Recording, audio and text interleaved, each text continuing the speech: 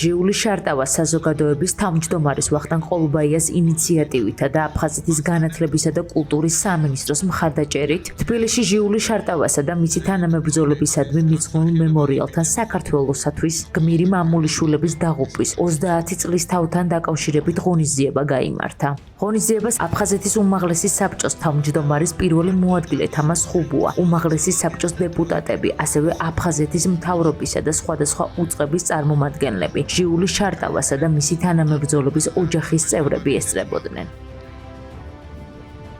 შეკრებილმა საზოგადოებამ ყვავილების გვირგვინებით შეამკო მემორიალი და გაიხსენეს ის უმძიმესი ტრაგიკული დღეები, როდესაც სოხუმი დაეცა და ჟიული შარტავა თავის თანამებრძოლებთან ერთად შეეწირა სამშობლოს ერთიანობისთვის ბრძოლას.